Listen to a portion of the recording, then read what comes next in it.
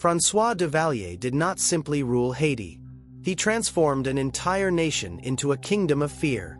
To his followers, he was Papa Doc, the mysterious doctor who spoke for the poor and promised to defend black Haitians from the corrupt elite.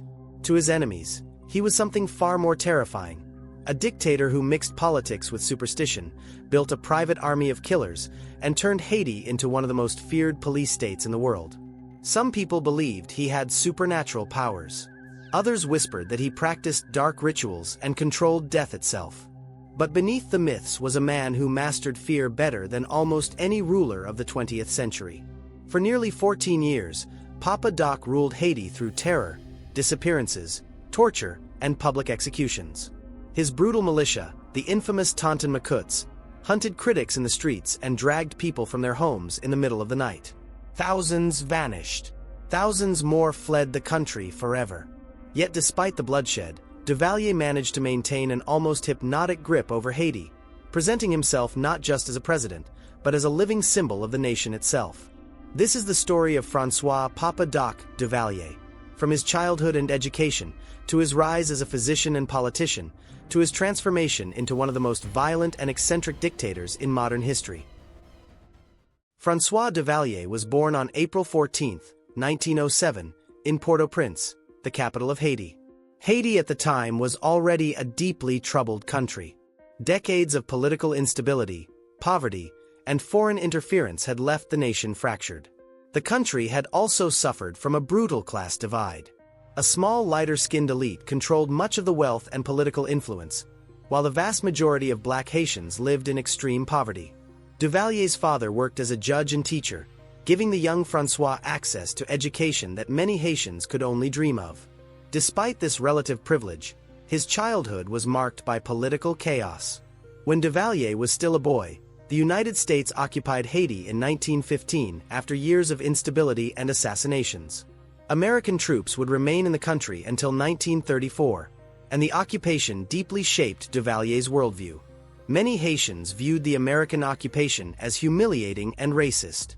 The U.S. military controlled Haiti's finances and government while treating many locals with contempt. Duvalier developed a deep hatred for foreign interference during these years, but he also became obsessed with race and power.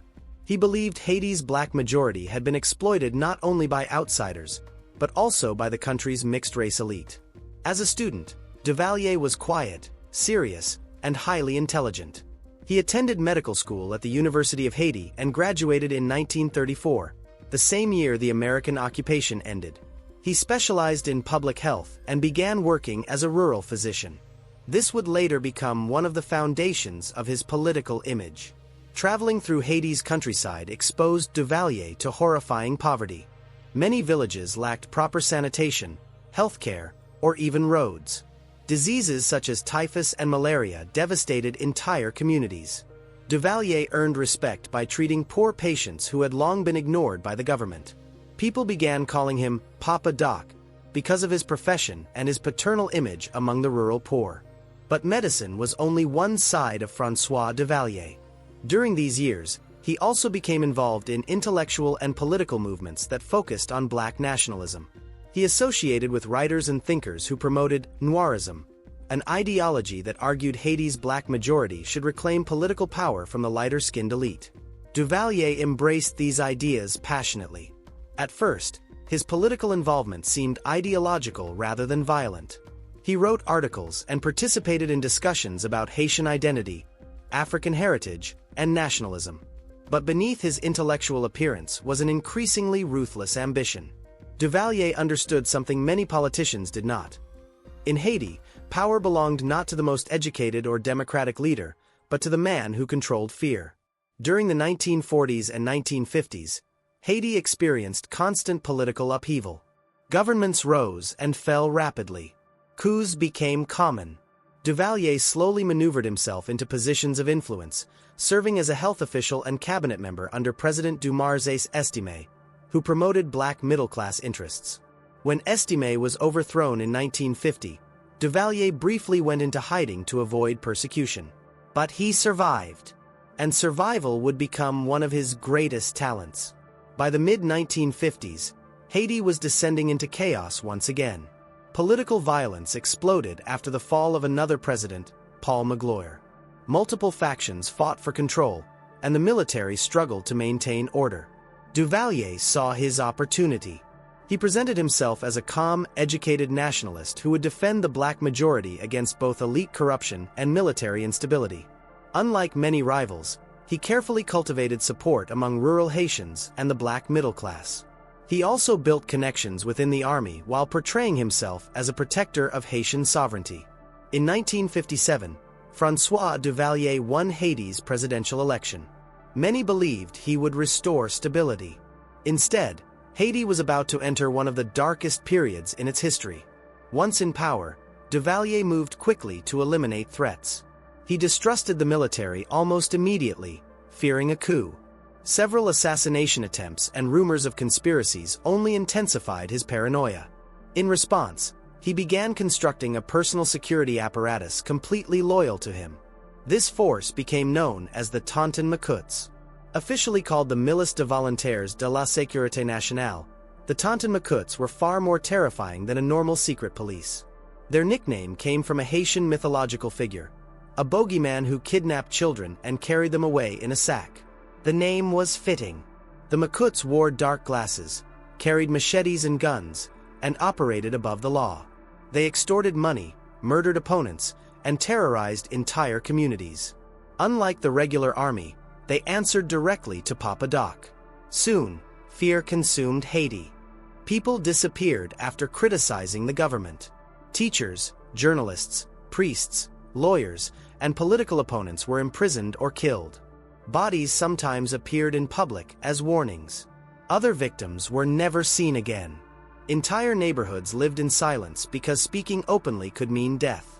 One of Duvalier's most disturbing abilities was his use of psychology and superstition.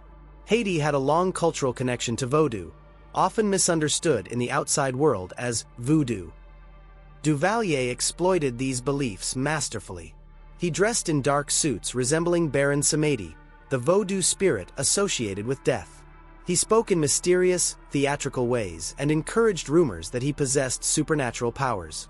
Some Haitians genuinely feared he could curse enemies or communicate with spirits. This manipulation made him even more frightening. Papa Doc was not merely a dictator with guns. He became an almost mythical figure. At the same time, Duvalier cultivated a cult of personality. Portraits of him appeared everywhere. Slogans praised him endlessly. School children were taught to admire him. He even altered religious language to elevate himself. One infamous adaptation of the Lord's Prayer replaced references to God with references to Duvalier himself. As his power grew, so did his brutality. In 1961, he staged fraudulent elections to extend his rule. Opposition candidates had virtually no chance. Then, in 1964, he declared himself president for life. The title made it clear that Haiti was no longer pretending to be a democracy. His paranoia became increasingly extreme. Duvalier believed enemies surrounded him constantly. After an attempted coup in 1963, he unleashed savage retaliation. Soldiers suspected of disloyalty were executed. Families of opponents were targeted. Entire communities suffered collective punishment. One of the most infamous incidents involved the massacre of civilians in Jeremy after members of an anti-Duvalier group attempted resistance. Relatives of suspected rebels, including children, were murdered. The killings became known as the Vespers of Jeremy. Fear spread so deeply that many Haitians avoided even mentioning Papa Doc's name aloud. Meanwhile, the country itself deteriorated. Corruption flourished under Duvalier's regime. Foreign aid and government money often disappeared into private accounts while ordinary citizens suffered. Haiti became increasingly isolated internationally, although Cold War politics helped Duvalier survive. The United States viewed Duvalier as brutal and unstable, but American officials also feared communist influence in the Caribbean after Fidel Castro's rise in Cuba. Duvalier exploited these fears brilliantly. He portrayed himself as a staunch anti-communist ally, ensuring continued foreign support or at least reluctant tolerance despite his atrocities.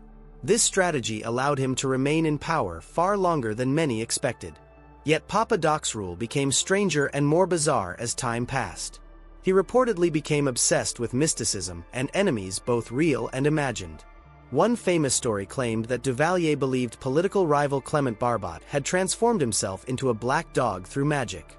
According to legend, Duvalier ordered black dogs across Haiti killed. Whether fully true or exaggerated, stories like these reflected the atmosphere surrounding him. A mixture of terror, mythology, and madness.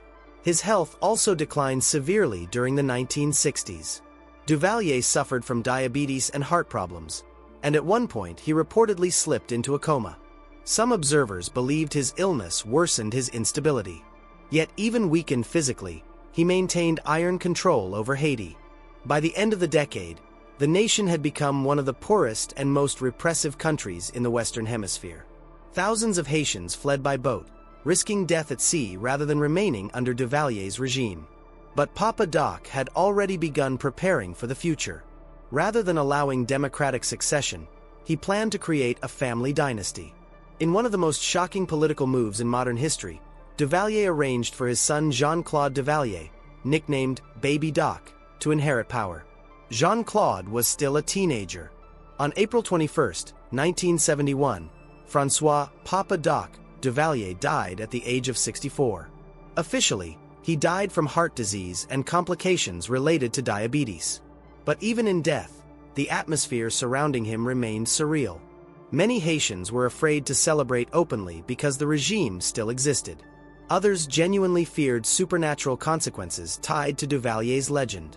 His body was buried with ceremony, and almost immediately his son succeeded him as Haiti's new ruler. Baby Doc inherited not only the presidency, but also the machinery of terror created by his father. Jean-Claude Duvalier ruled Haiti until 1986. While generally considered less personally sadistic than Papa Doc, his regime remained corrupt and authoritarian. The Duvalier dynasty continued enriching itself while Haiti sank deeper into poverty. Eventually, growing unrest, economic collapse, and international pressure forced Baby Doc to flee the country in 1986. His departure marked the formal end of the Duvalier family dictatorship after nearly 3 decades. But the scars left by Papa Doc remained everywhere.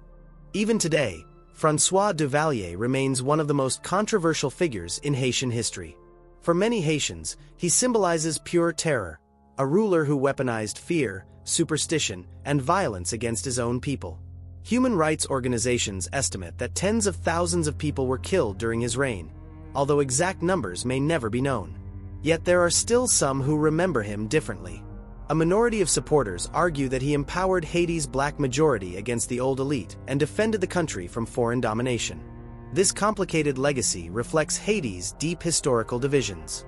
Still, few dispute the devastating impact of his dictatorship.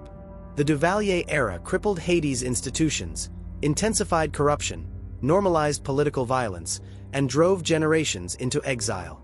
The climate of fear destroyed trust within communities and families. Intellectuals, professionals, and dissidents either fled or were silenced. The nation spent decades struggling to recover from the damage. Papa Doc himself became a symbol larger than life. Part dictator, part cult leader, part nightmare. His image in dark glasses and black suit remains one of the most chilling portraits of authoritarianism in the 20th century. What made François Duvalier especially terrifying was not only the violence, but the way he turned fear into a permanent system of government. He understood that terror alone could control bodies, but mythology could control minds. By blending political repression with superstition and psychological manipulation, he created an atmosphere where people feared him even when he was absent.